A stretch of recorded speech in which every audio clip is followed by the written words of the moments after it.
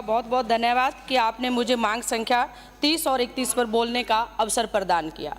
सभापति महोदय, मैं सर्वप्रथम मंत्री जी व सदन का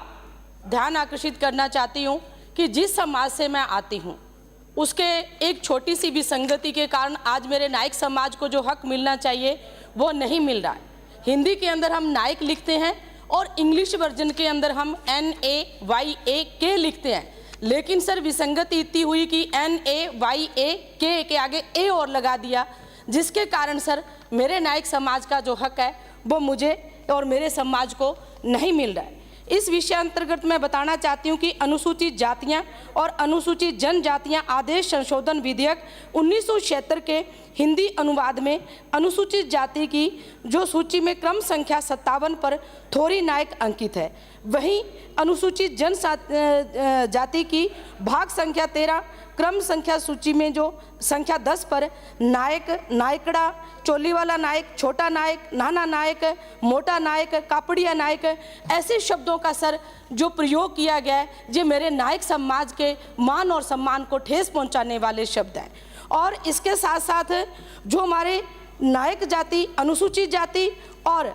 जनजाति दोनों में अंकित है, जिसके कारण सर बहुत सी समस्याएं और भ्रांतियां पैदा हो रही हैं। कई जगह ST के प्रमाण पत्र जारी हैं, कई जगह SC के प्रमाण पत्र जारी हैं। तो सभापति महोदय, मैं आपके माध्यम से मंत्री जी से कहना चाहती हूं कि मंत्री जी आप स्थिति स्पष्ट कीजिए कि नायक समुदाय के लोग हैं वो SC के अंदर आते हैं या ST के अंदर आते हैं, आप उनको SC का प्रमाण पत्र देंगे या ST का प्रमाण पत्र देंगे। जो एक छोटे से शब्द के कारण, एक छोटी सी विसंगति के कारण आज मेरा नायक समाज है वो दर दर की ठोकरें खा रहा है और अपमानजनक जो शब्द है वो झेल रहा है। और जबकि दिनांक 16 अगस्त 2017 को श्रीमान अपर सचिव जनजातीय कार्य मंत्रालय भारत सरकार नई दिल्ली ने श्रीमान मुख्य सचिव महोदय राजस्थान सरकार को पत्र लिखा था, उसमें भी हिंदी रूपांतरण जो नायक लिखा गया था सर। और माननीय सर्वोच्च न्यायालय के द्वारा दिनांक 28/11/2000 में केस नंबर 652 ऑफ 2000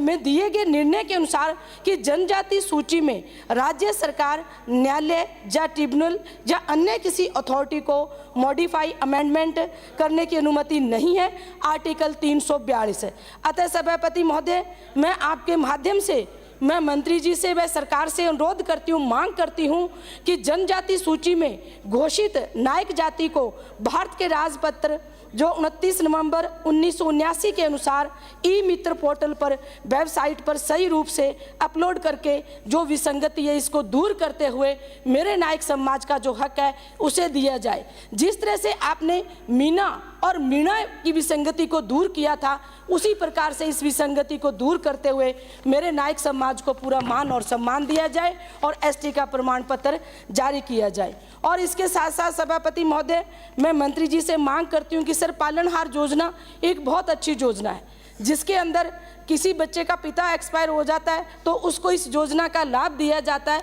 लेकिन जिन बच्चों की माता एक्सपायर हो जाती है इस योजना का इन बच्चों को लाभ नहीं दिया जाता है। तो मंत्री महोदय जी, मैं आपसे मांग करती हूं कि बच्चे के जीवन में एक माता और पिता की महत्वपूर्ण भूमिका होती है, तो इन बच्चों को भी लाभ दिया जाए। और इसके साथ साथ सर जो मुख्यमंत्री कन्यादान योजना एक गरीब परिवार के लिए बहुत महत्वपूर्ण योजना है, लेकिन इसके अंदर जो मेरा अनूपगढ़ जिला है वो निरस्त होने के कारण जो पोर्टल है वो अपडेट नहीं हो रहा है, उसमें बहुत सी तकनीकी जो खामियां हैं सर। और हालांकि विभाग ने 1 साल का उसमें टाइम दिया था, लेकिन बहुत से जो पात्र परिवार हैं आज भी वंचित है। तो मैं मंत्री महोदय जी आपसे निवेदन करती हूँ कि आप सर्वे करवाकर पात्र व्यक्तियों को जोड़े जाए और उसकी समय जो सीमा उसमें विशेष छूट दी जाए। और इसके साथ साथ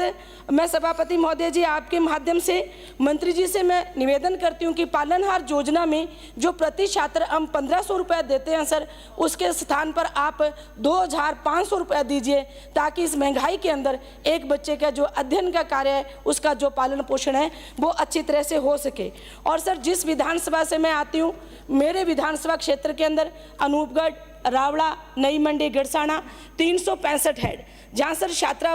छात्रावास जो अंबेडकर बने हुए हैं बहुत पुराने हैं और दूर दराज से जो लोग बच्चे हमारे पढ़ने के लिए आते हैं तो वहाँ कमरों की संख्या भी बहुत कम है। तो जो बच्चे आते हैं वो संख्या कम होने के कारण जो अधिक बच्चे उनको नहीं ले पाते हैं, तो इन छात्रावासों में आप बच्चों की संख्या बढ़ाने की भी मैं मांग करती हूँ और भवन की जो छात्रावास है इनके निर्माण की मांग करती हूँ, मरम्मत की मांग करती हूँ। और इसके साथ साथ सर जो भी हमारी पटवार भर्ती के अंदर जो वर्गीकरण को लेकर विसंगति हैं, जैसे एसटी, एससी, ओबीसी, जिनके लिए अलग अलग हमारे चाहे 16, 12, 21% है, 5%, 10% का वर्गीकरण के हिसाब से उनको आरक्षण दिया जाना चाहिए था, ये भी संगति है। तो मैं सभापति महोदय आपके माध्यम से मांग करती हूँ कि इस विज्ञप्ति में जो विसंगति इसको दूर करते हुए संशोधित विज्ञप्ति जारी करते हुए जो अभ्यर्थी हैं उनको लाभ दिया जाए और जो दोषी व्यक्ति हैं इनके खिलाफ कार्रवाई की जाए।